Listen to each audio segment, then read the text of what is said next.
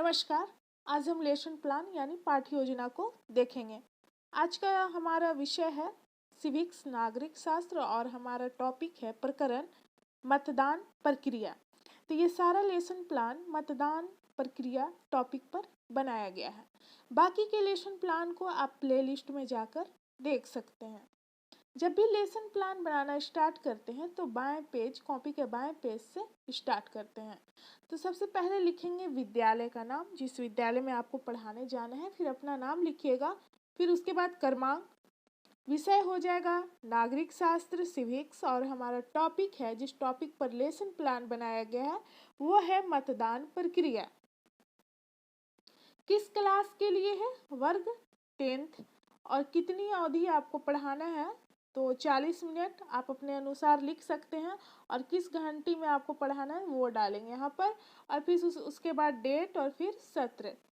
उसके बाद आता है हमारा सामान्य उद्देश्य जो कि विषय से संबंधित होता है और इसके बाद हमारा आएगा विशिष्ट उद्देश्य जो कि प्रकरण यानी टॉपिक से संबंधित होता है। इसकी संख्या लगभग समान उद्देश्य जो है 4-5 होना चाहिए।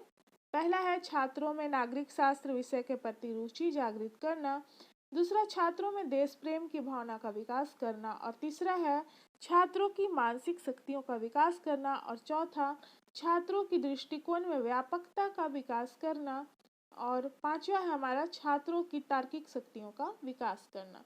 उसके बाद विशिष्ट उद्देश्य आता है, ये भी लगभग 4-5 होना चाहिए जो कि टॉपिक से संबंधित होता है। तो हमारा टॉपिक है मतदान प्रक्रिया।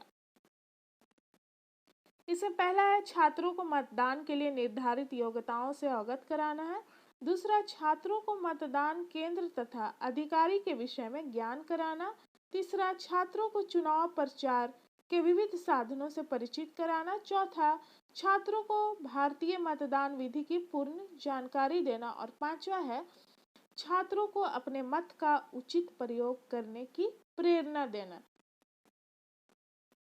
उसके बाद अगला पेज आते हैं राइट साइड, वहां डालेंगे सहायक शिक्षण सामग्री। पढ़ाने के दौरान आप किन किन सामग्री का प्रयोग कीजिएगा? चौक, डस्टर, पॉइंटर, चार्ट, श्याम पट्ट, अन्य शिक्षण सहायक सामग्री। फिर शिक्षण विधि में आप किस विधि का प्रयोग कर रहे हैं पढ़ाने के दौरान? तो व्याख्यान एवं प्रश्नोत्तर विधि। पूर्व ज्ञान में हो जाएगा छात्र मतदान प्रक्रिया के बारे में सामान्य जानकारी रखते हैं यानी कि उनको कुछ नॉलेज है उस विषय में। वर्ग व्यवस्था में देखेंगे छात्र अध्यापिका अपनी सुविधा के अनुसार वर्ग को व्यवस्थित करेंगी। अगर आप छात्र अध्यापक हैं तो अध्यापक वहां पर लिखेंगे। उसके बाद प्रस्तावना आता है, यहाँ पर 2 कॉलम बनता है, एक छात्र अध्यापक या अध्यापिका कथन और एक छात्र संभावित उत्तर।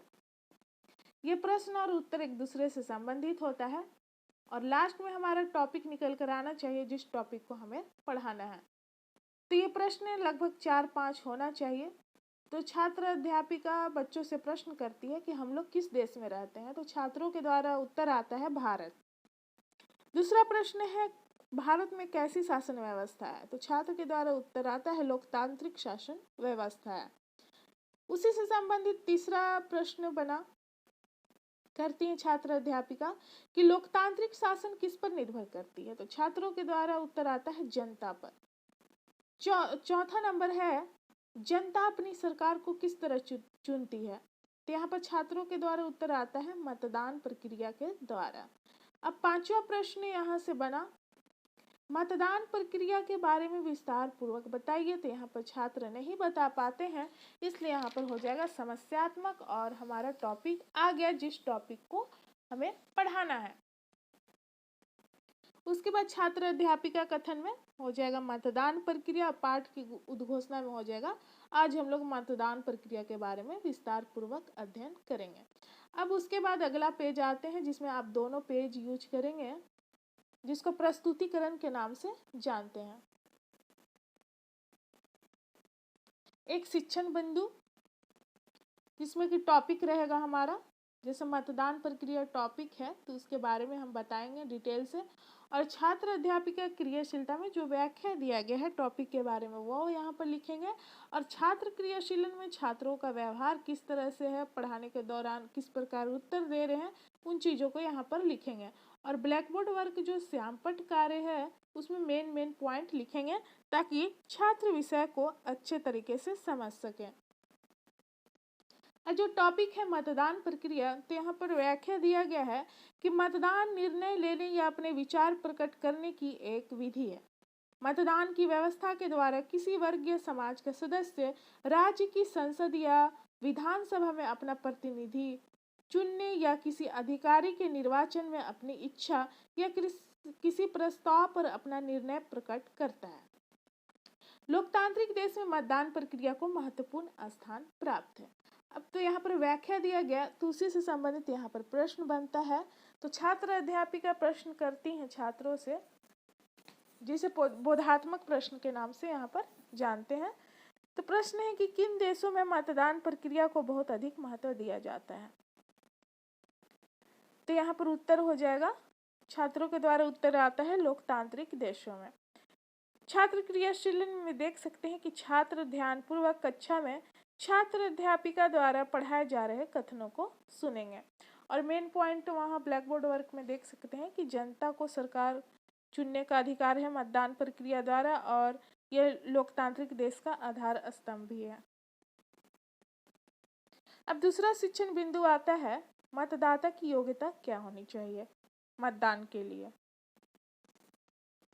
मत देने के लिए प्रत्येक व्यक्ति में निम्न योग्यता होनी चाहिए। पहला कि वो भारत का नागरिक हो, 18 वर्ष की आयु पूरी कर चुका हो, और वो पागल या दिवालिया ना हो या अपराध ना किया हो। प्रत्येक 5 वर्ष के बाद चुनाव होता है, परंतु आवश्यकता पड़ने पर कभी कभी बीच में भी मध्यावधि चुनाव हो जाते हैं। जो प्रतिनिधि चुने जाते हैं, अगर वे अच्छे से काम नहीं करेंगे तो उनके स्थान पर दूसरे प्रतिनिधि का चयन किया जा सकता है। अब बोधात्मक प्रश्न में देखेंगे कि भारत में चुनाव कितने वर्ष के बाद होता है। तो छात्रों के द्वारा उत्तर आता है कि 5 वर्ष के बाद। और ब्लैक बोर्ड वर्क में देख सकते हैं कि वो भारत का नागरिक हो, 18 वर्ष की आयु पूरा कर चुका हो। अब अगले पेज में आते हैं, उसी तरह 4 कॉलम यहाँ भी रहेगा, क्योंकि हमारा 4 शिक्षण बिंदु है। एक तो हमने देखा मतदान प्रक्रिया, दूसरा देखा मतदाता की योग्यता, अब तीसरा देखेंगे मतदान केंद्र।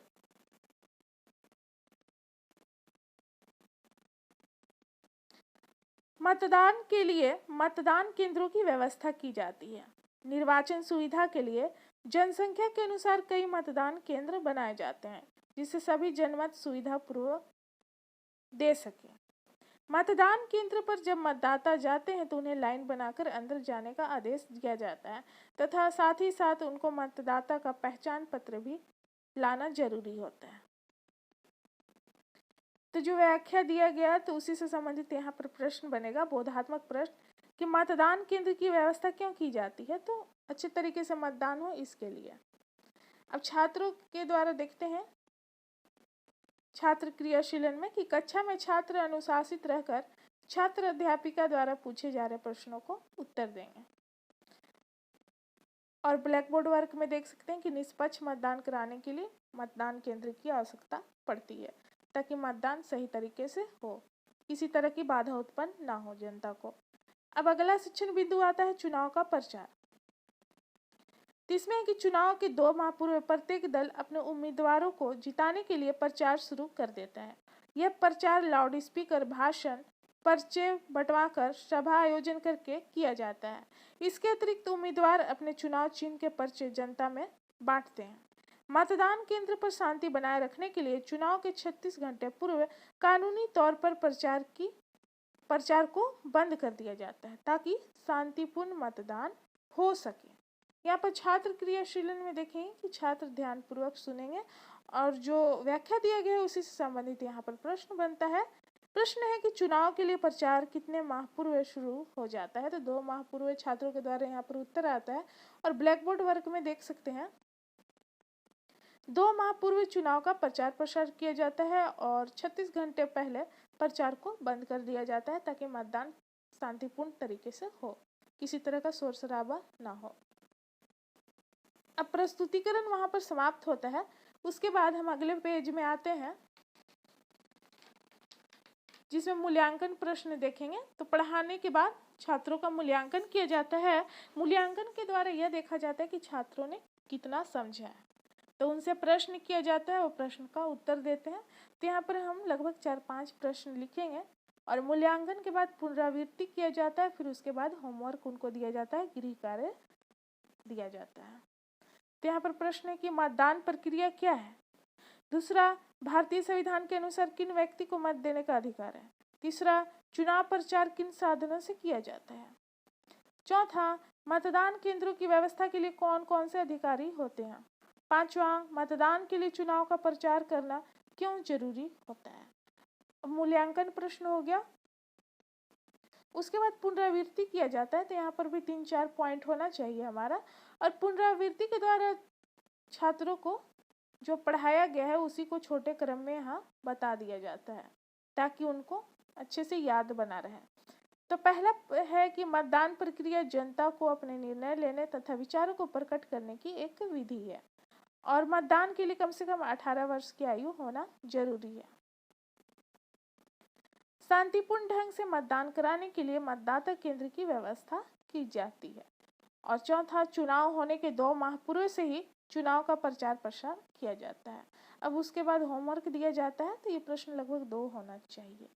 तो पहला प्रश्न है कि मतदान प्रक्रिया के बारे में विस्तार पूर्वक बताएं और दूसरा है कि मतदाता के लिए क्या योग्यता होना चाहिए।